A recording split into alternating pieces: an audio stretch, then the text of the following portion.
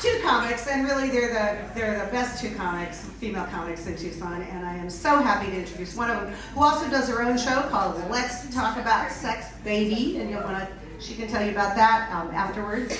And I want to bring her up. She's done a lot of comedy all over the country. Rebecca Tingley.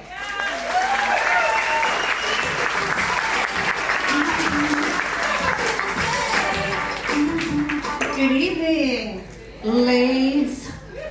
Do you know what I mean by ladies? Ladies and like kind of men. It's my feminine answer to dudes.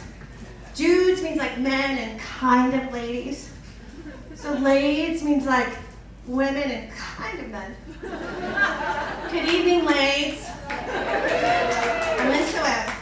It's great to be out of the house. You too? You too? I've been sick for a couple of weeks. I had a kid also sick, and I'm unemployed. Thank you. It's really hard to figure out how to get dressed when you're unemployed. Because I'm definitely not going to put on a pair of pants that have a button on it. No, and then after a while you're like, am I just like a slob, a loser? Should I be wearing button pants? And you hear that thing like, dress for the job that you want. It's like, well, the job I want is getting lattes through the drive-thru. I'm nailing it. I'm nailing it. Where's that job? Where is it? I don't know if you guys have seen me before, but you might know that I'm divorced. If you haven't tried it, I recommend it. Recommend it. Tastes better and better over time. Ages well. I have a child, but I'm not like a mom. I'm not like a mom lady. I'm like a lady with a kid. We drove here together, but we're not together. Feel free to entertain her. I like people with quarters. So next week, it's like my least favorite holiday is it's the fundraiser carnival at her school. She's in elementary school. No.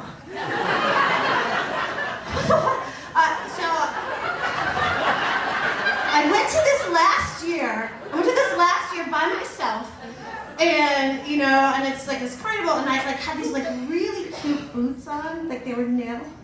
So I was like there, like with my cute boots on. And I was like walking around, and I was like, where's the bar? Like, where? I need a drink if I'm gonna do this, Then you gotta pay $5 to like throw a paper plate onto a piece of felt. You ever trying to throw a paper plate farther than a foot and a half? Like, and there's like felt, and it's like poorly marked. It's $5 so that untalented children can learn to play the recorder. It's funny.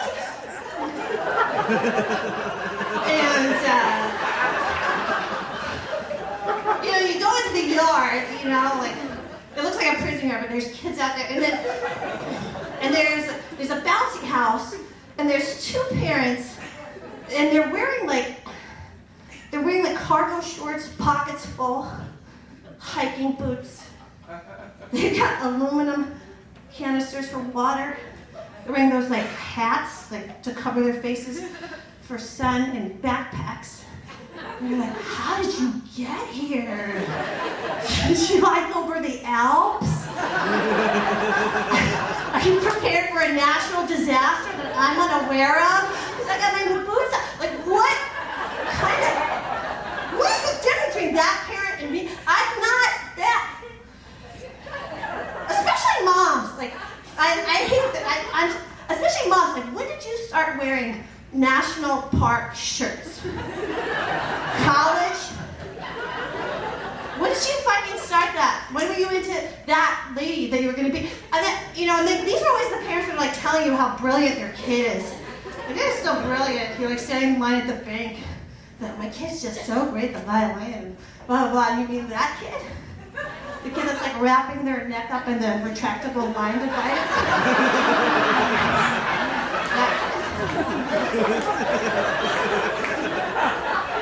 My kid's okay. She's fine. Not done. I can't tell you about her. It's the worst. It's the worst. People, I mean, like, just because you're a feminist, which doesn't mean you like all women. I like them as a concept. I like women as a concept. I vote appropriately. Ridiculous. Okay, so I have a partner. I have a boyfriend, but I have to call my partner because he's kind of woke. So annoying. So annoying.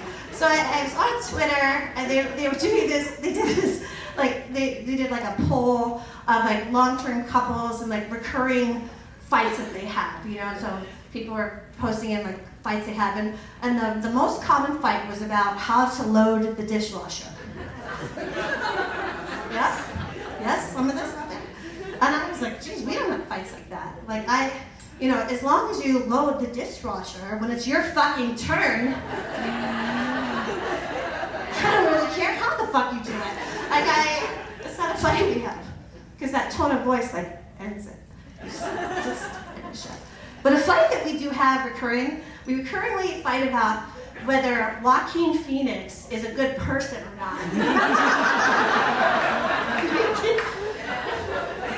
This is the kind of assholes we are. We're like, I just think he's like trying really hard. Like, I don't. I think he's got a lot of, you know, famous, you know, stuff and going on, a lot of money. Now he's trying to like show that he's a good person. He's virtue signaling. I mean, I guess you can tell which side I'm on. I don't think he's a good person, but that's okay. I'm allowed. And, you know, my partner and I have great sex. Thank you. How late is it? Right, okay, we have great sex. But part of the reason it is just because it's like, do you guys remember, right when like porn became ubiquitous on the internet, like how sex changed forever? You know, like before that it was like skin and the kissing, and then after that it was like, how far away can my limbs get from all of my holes? Can I starfish for you? Right? It was like, what? Or the other, it was like that one, or the other one was like what I like analogous to like if you had like a really slippery camping sleeping bag, and you were trying to get that sleeping bag back into like one of those tiny little bags, and it was just like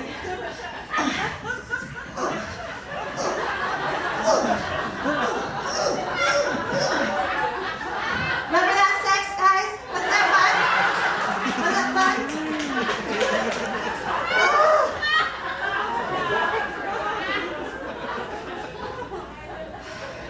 The other thing that sucks about my partner is that he's very good looking. So when we fight, like I find myself saying things to him like, you know what, I hope you get disfigured. Not that I want him to go, like whatever the accent would be, I don't know, I don't want him to go through that pain, but I feel like it would do him some good to not look so great. When he's fighting with me, I think it would help me a lot. One time I said to him, you know, I hope you crack in half and die. And that got me thinking about Russian dolls. You know those like Russian dolls? They crack in half. And I was thinking that if there was a male Russian doll, it would crack in half like vertically, so you could see the duality of men. Like the good part and the one that's like devious and like, you know, that's not my opinion. That's true. That's true. And then so inside a male Russian doll, you like crack it in half, and inside the doll would be like a smaller man, like a even smaller man, and then like a baby. But that's just a man with a cold.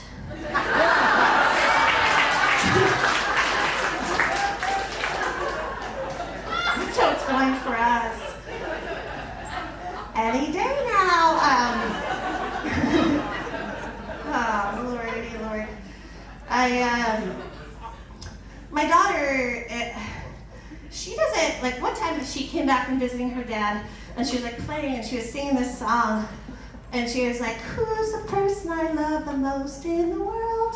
Who's the person I love most in the world? And I was like, ugh. Obvious, so obvious. I just like, me, I guess. But so she doesn't know that I'm a despicable person. She doesn't know the depth, like just the rot that's inside of me. She doesn't know yet. I mean, we drove across the country from Tucson to LA, just way across the country. Just so far. Just so far through the plains of Arizona. And it was during the summer and I was wearing one of those jumpers, so that's a full thing. And I wasn't wearing a bra, because I was like, I'm gonna see my ex-husband and fuck him. Boobs, And so we blew a tire. So we pull over to the side of the road, and it's just plains out there. There's nothing to see. So we called AAA and we're sitting there, and I suddenly had this that feeling you get sometimes. You're just like, I have to poop right now.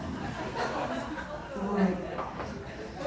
And I was like, I couldn't even get outside and do it behind the door because there's just way too much. Anybody could see. And so I got into the back seat of our car. I made her sit up front. And fortunately, we had been to Brugger's Bagels that morning. We just had this perfectly sized bag. Just like, if this ever happens to you. This is the perfect sized bag. And I took down my entire jumper. So I'm completely nude in the back seat of our car with a bagel bag underneath my asshole. And my daughter's like, and I'm like, turn around. And she's like, oh, she had no idea. So I'm like, get it. And she's like, come on, Mom! Come on, Mom! You can do it, Mom! You can do it! So we're sort of watching me shit a bag. And then right as that's happening, we can see the AAA truck coming through the window. And I'm like, So she goes, give it to me, Mom. So I hand my daughter a bag of hot shit. And up and out. She rolls on the window, throws it out into the desert. And we never spoke about it again.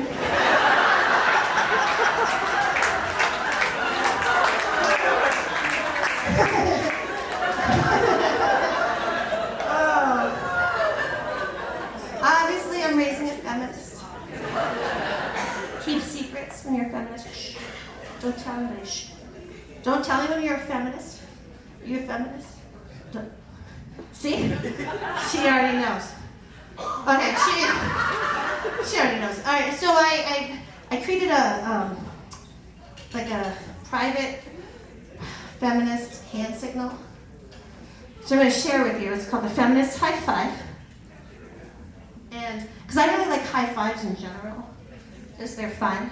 So the Feminist High Five is just like two hard V's coming together to celebrate feminism, equal pay, longer maternity leave.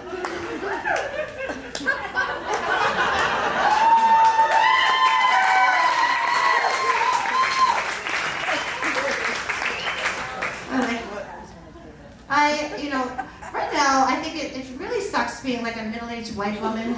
Because I really thought, when I got here, I had some props. I'd be like, now people will listen to me. But as we know, middle-aged white women are not who people want to hear from these days.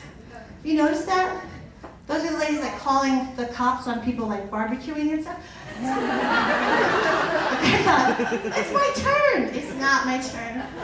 It's not my turn. And better yet, one of the names for the white women that do this is Becky.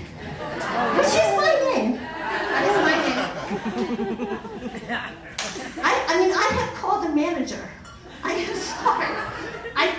When they have only people doing, there's only like checkout lanes where you check out yourself and there's no other cashiers, I think we should call the fucking manager.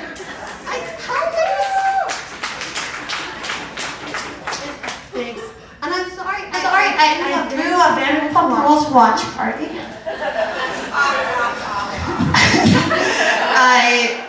I have a fur baby. I'm just kidding, I don't. That's a terrible middle-aged white woman thing to do. Like, I rescued this fur baby. Fuck you. You went to a shelter, you paid them $300, and you brought home a ratty dog that needed a place to live. That's cool, but you're not a saint. Becky. Are you?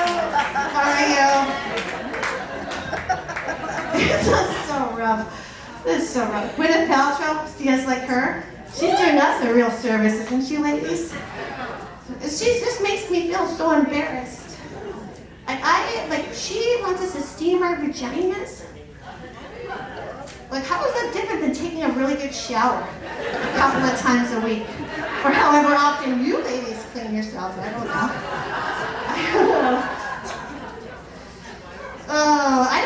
I have an older sister, and she has 9 toes. Which is not a joke. It's just something that I like to mention because I hate her. Jeez.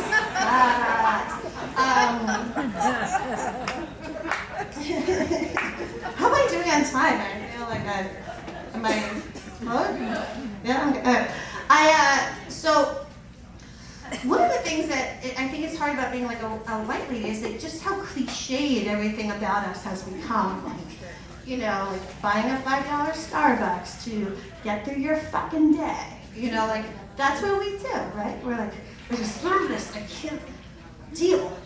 I've done that when I taught public school. I'm like, I cannot do this every day. I need a fucking $5 coffee.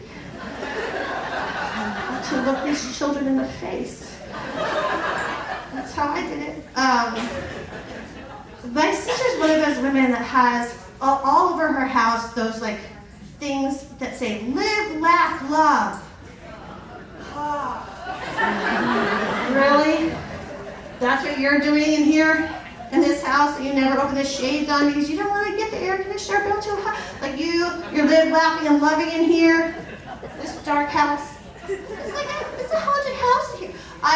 So this is my sister, and you know, I think if I had like a 3-sentence saying, mine would be cry, shit, and masturbate.